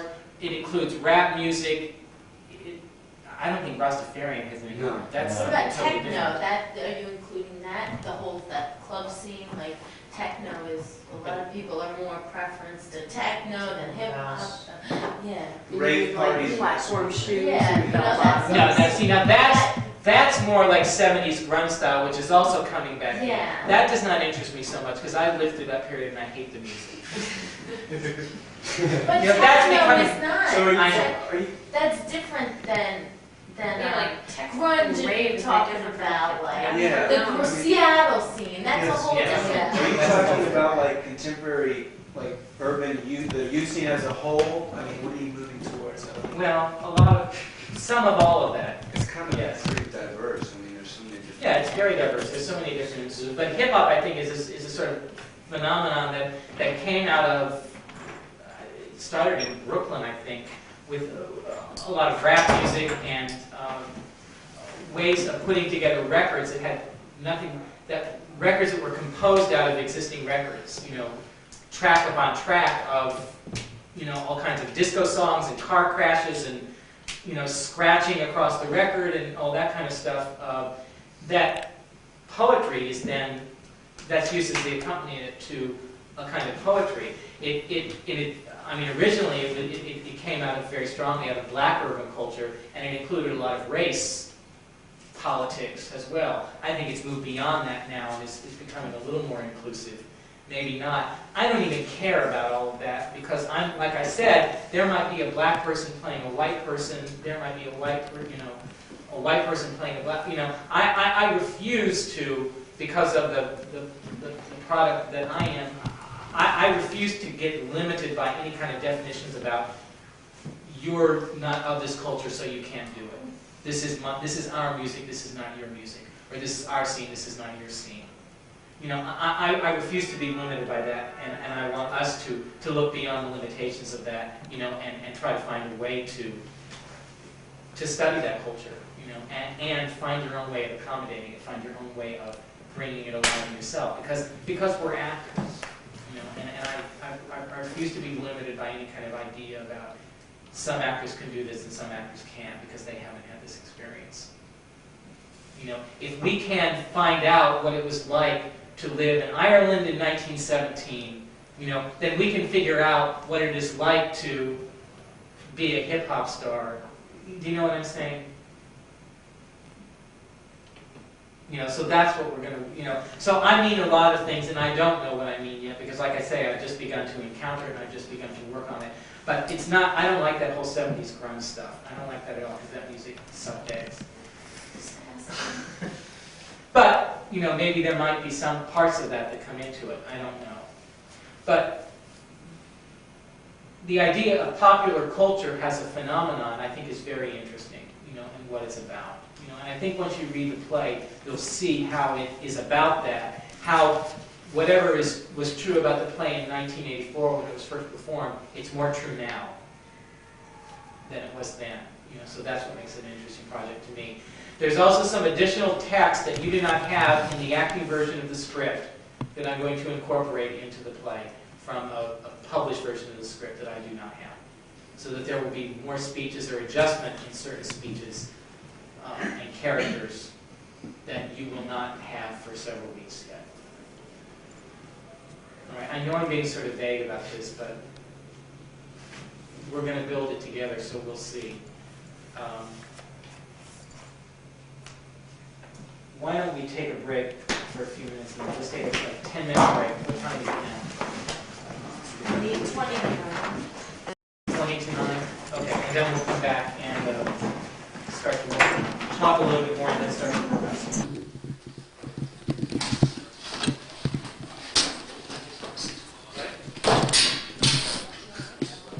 This is ridiculous.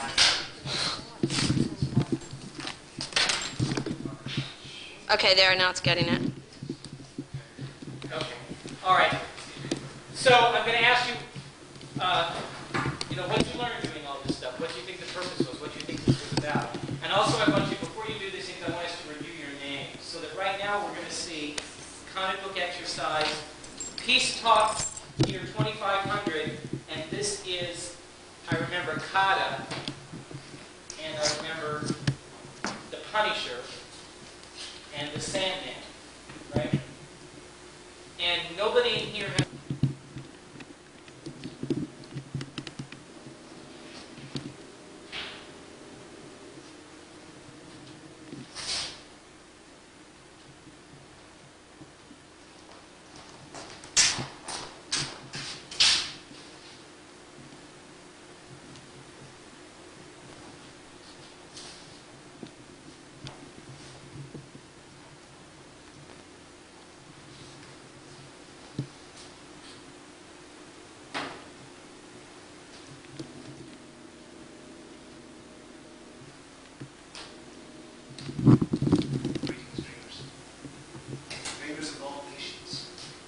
I am the Sandman. And tonight, I will take you on a journey into the future for a glimmer of what may become of our world. It is an apocalyptic vision, but it holds a necessary warning. For unless we change our ways, the destruction of human civilization as we know it is imminent. Today, it is 1993, and all of us are guilty of gazing numbly while we watch our civilization steadily decline into chaos and crime. The reasons are many. One, the decaying of the American family, and also the destruction of the values inherent to it. You see, we're losing sight of the love that we need to share. The love that all human beings, men and women, need to share in order to balance us through these turbulent times we're facing now here at the end of this year. So leaving 1993, I'm going to take you to the year 2500.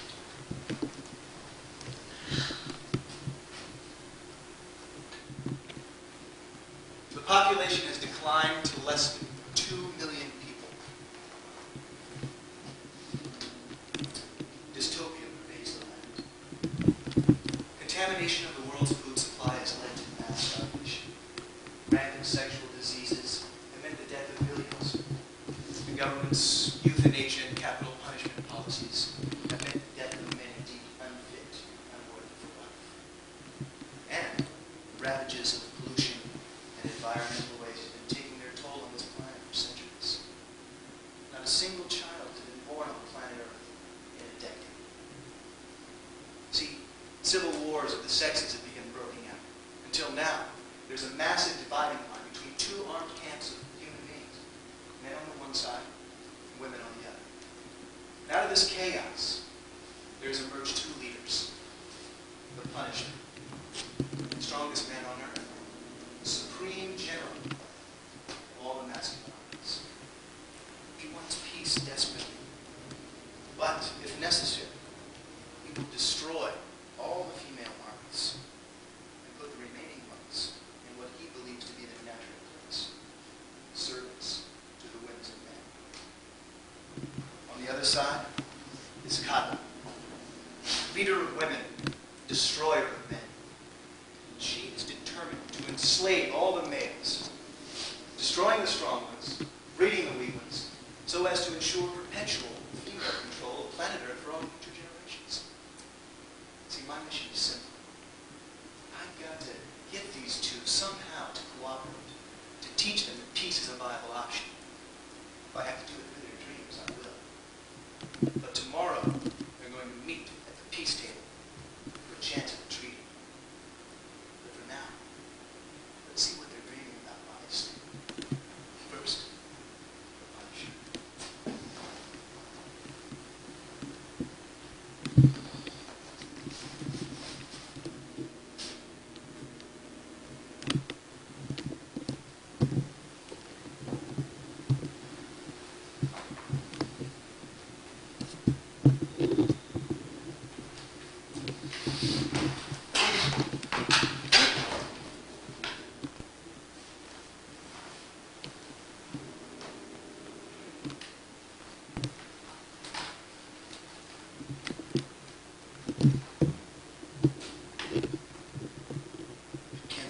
I'm stooping so low to reason with an evil beast. I know her only intention is to destroy all men. Wish it was as easy as just getting rid of her. But I know that way there'll never be peace. So tomorrow, I give her her last chance. I have a feeling I'm wasting my time.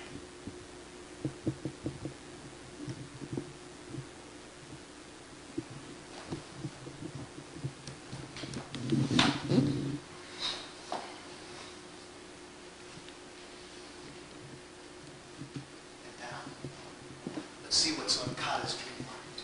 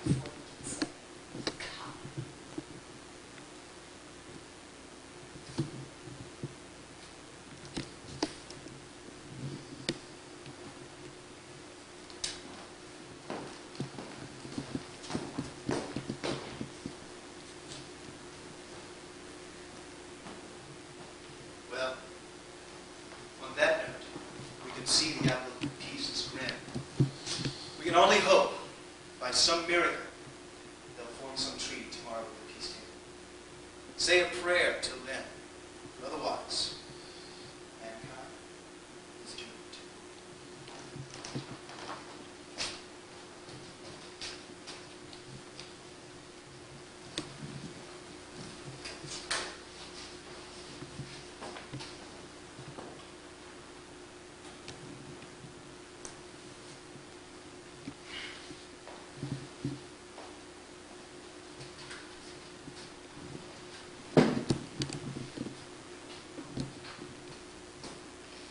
Kata and the Punisher, respective leaders of both the male and female armies, are now entering the peace chamber. Each side will state their demands for what...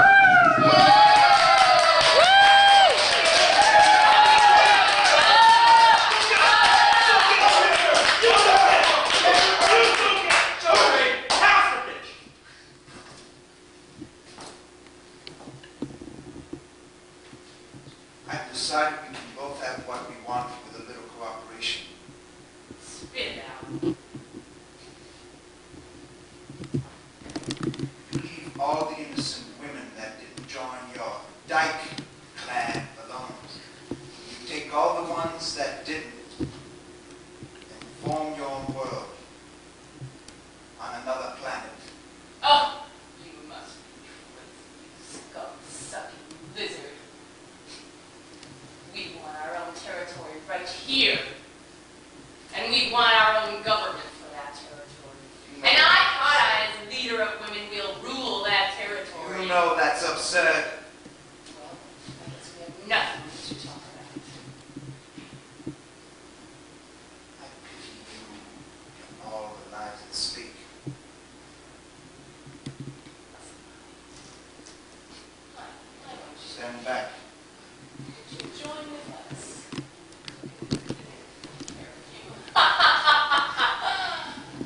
You're sick. The only thing you'll be meeting tomorrow is your fate. I will meet you tomorrow. You will die!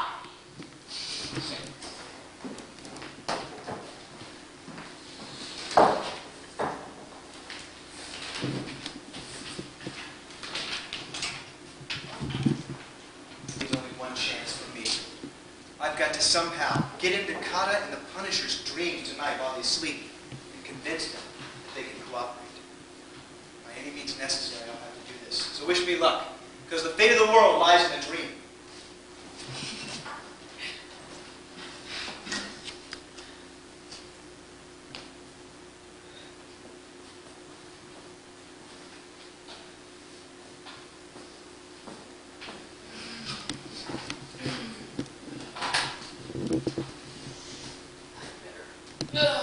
Get kind of rest so I can meet that cockroach up tomorrow.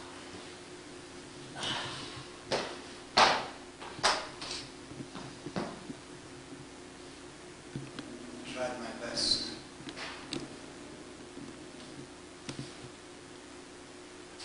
Looks like the world ends. I can't let my men down. I can't let down my pride. Do I have to go through with this? Till tomorrow.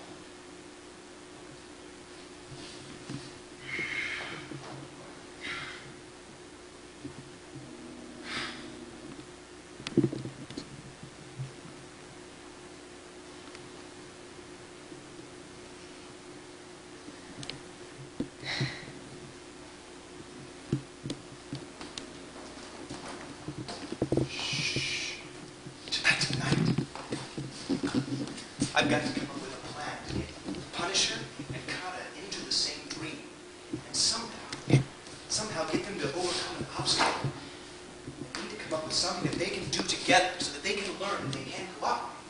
Because if they can cooperate in a dream, they can cooperate in real life. What can I do? Something is striking my memory.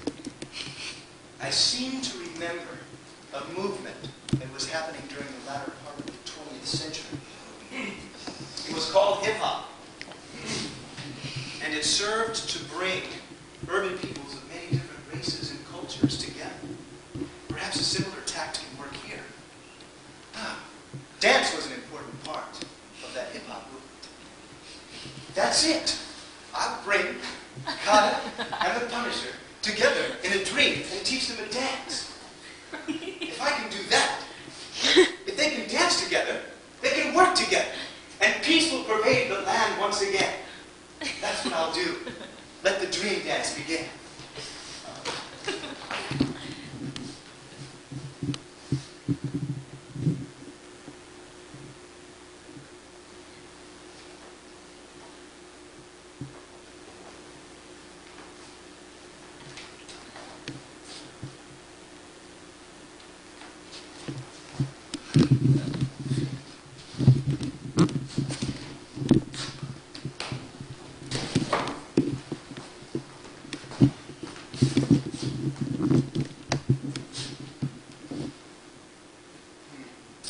Seems like we need a little flavor.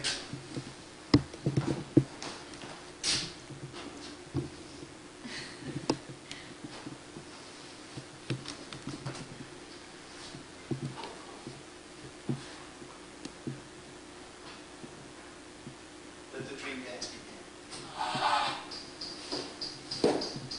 First, your smuggle, come on.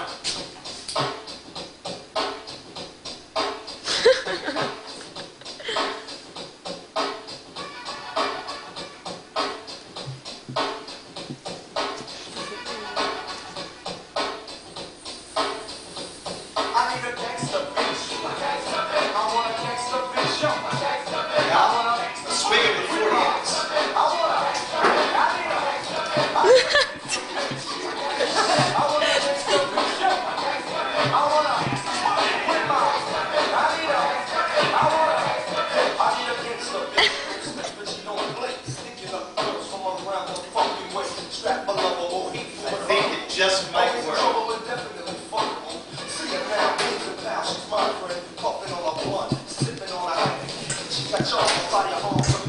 Okay, ready, gang?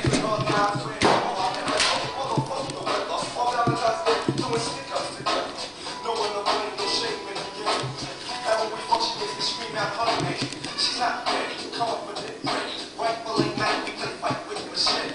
This goes out to all the things the whole crew. 5, 6, 7, 8.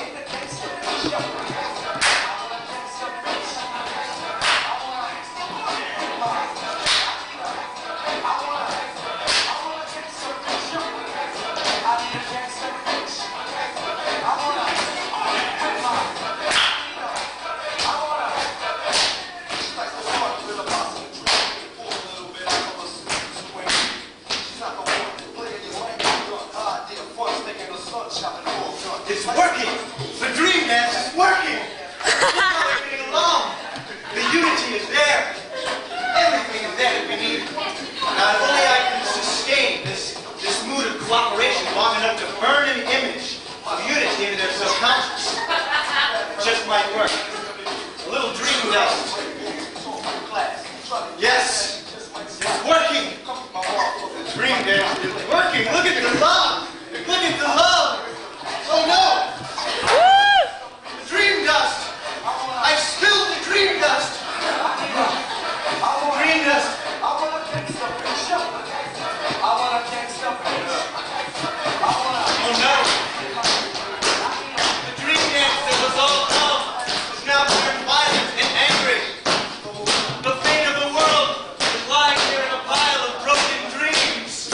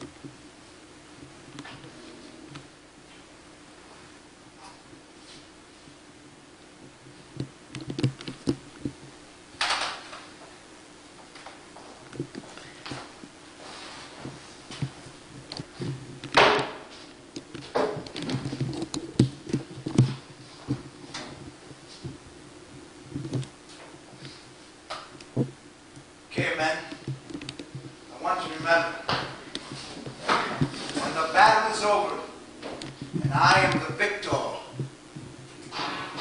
That this world will be tranquil once again!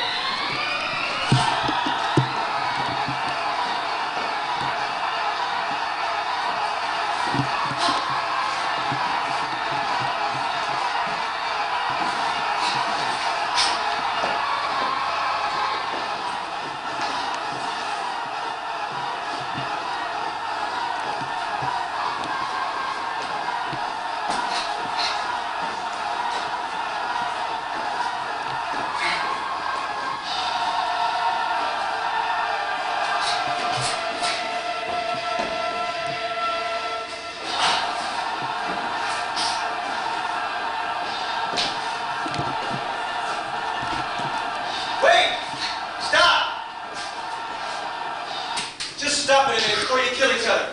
Here, quick, try some of this new dream dust I got last night in the dream world. Oh, shit, man! Get away! Hey, calm down with that, man. This is full of love and joy. This is new dream dust. Save the world. But wait, fool! What are you talking about, fool? I'm trying to save the world here. That's enough, man. I'm trying to help out here. You two are going to kill each other and all of civilization with you.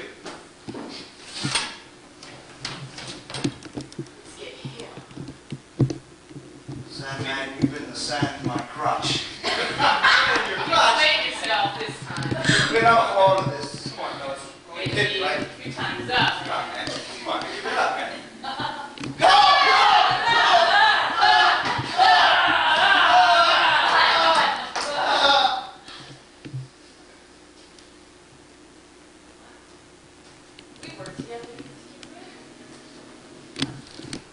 Told you we can do it. Unity, that's what counts. I never thought of that. I mean, you and I. Who'd have thought? Let's go. Rebuild the population of the earth together.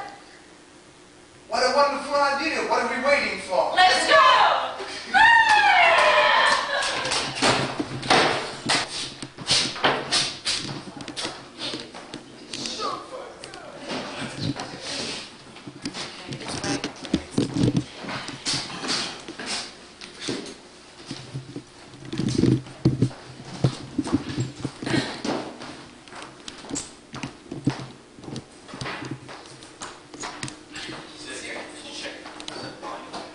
Yeah, yes.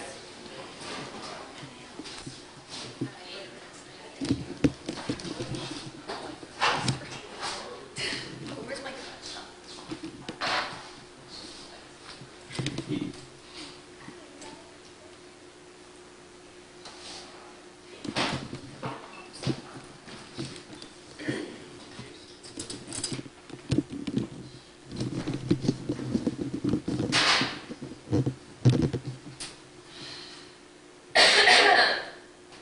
invaders on Femizon.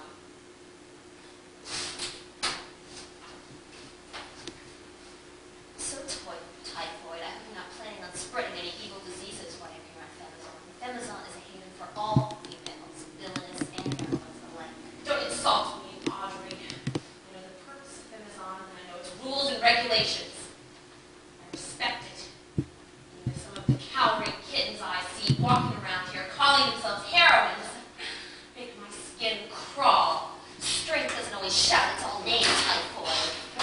You'd be surprised how Amazonia these cowering kittens can be. Yes, Audrey, I know. Listen, I came here from Earth. I was in the middle of my plan to capture Kingpin when I got the message about the male invader. news sent a piercing pain through my sordid heart. Never has a squirmy male been able to invade our hallowed planet, Femizon. Men are to blame for everything. Men have kept us from getting into space. Femizon has been a dream come true, not a scum-sucking male in sight until now. Give me the details. Exactly 1 moon ago, Simone Boudreau entered her enclave to discover her right-hand woman, the Chieftress, frozen and lifeless. As Simone watched, the Chieftress' soul was sucked and dissipated into thin air. Immediately, Simone suspected a man. Oh, how right she was. No Femizon woman would ever steal the soul of the Chieftress. The tragedy only continues. 2 evenings later, Simone discovered the lifeless body of her own daughter. She saw and watched as her daughter's soul was sucked into nothingness. Whoever this male invader is, even if he's one of my cohorts on Earth, he will pay. No one can steal the soul of a Femizon woman, kill her, and get away with it. He will pay! You know, Typhoid, I think there's something good in your soul after all.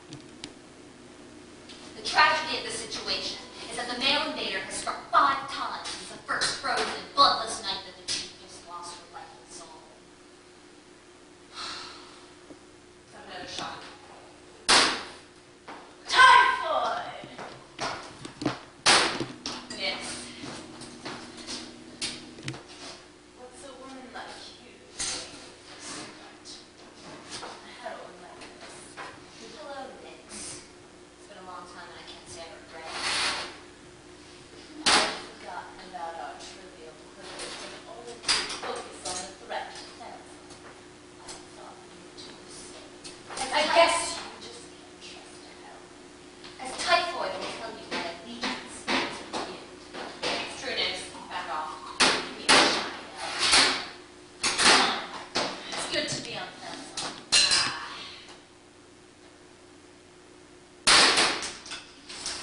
Oh my!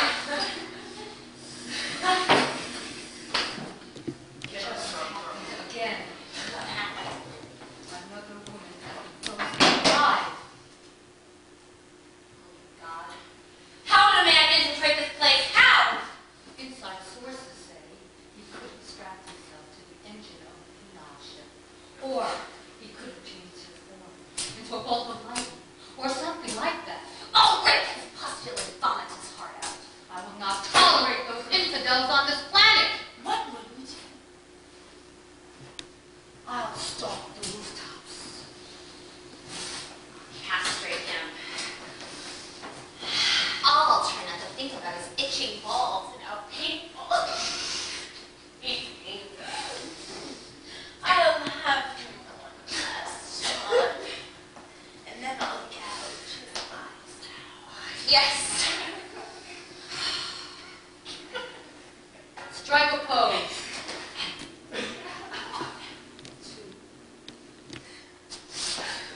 We'll get him the slimy toad. Then he'll have to hit the road. One by one we'll make him crawl. Then we'll see how loud he'll fall. Typhoid, turn up the music! 5, 6, 7, 8.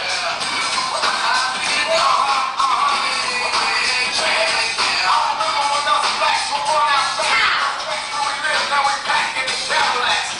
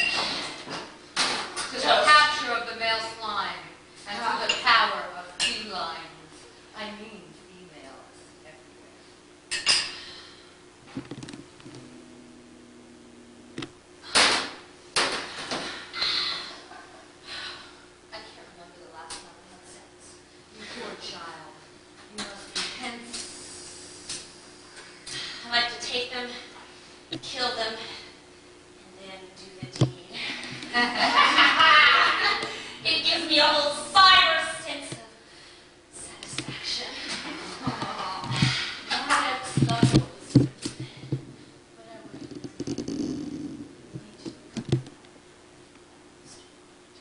Hurt him. So did you? Of course I did.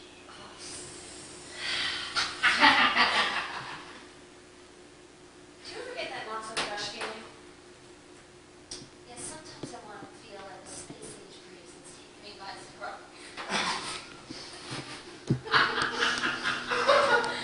Come on, girls, we need a plan. I can't believe I can make it. Supposedly, a mad invader in the Fallopian Hills. I know it's bad. Get there by the morning!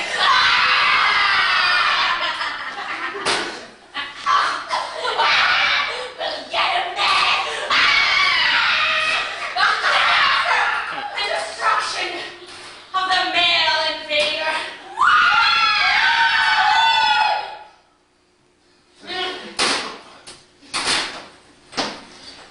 See you there!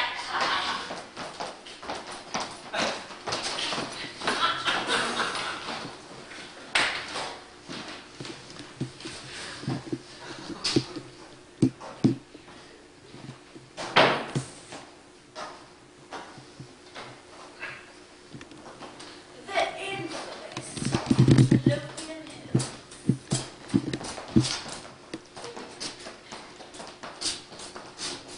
Okay, girls, here's the plan. You two do this, please. Next, you cover the back. I'll take the rooftops.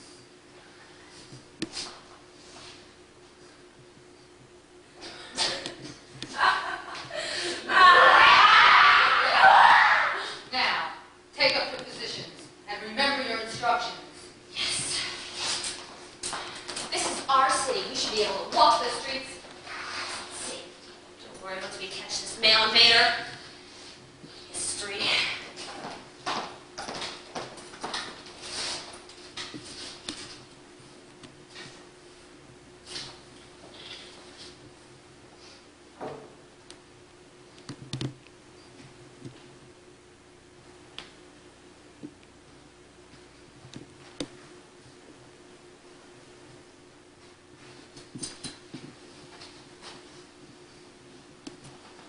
There he is.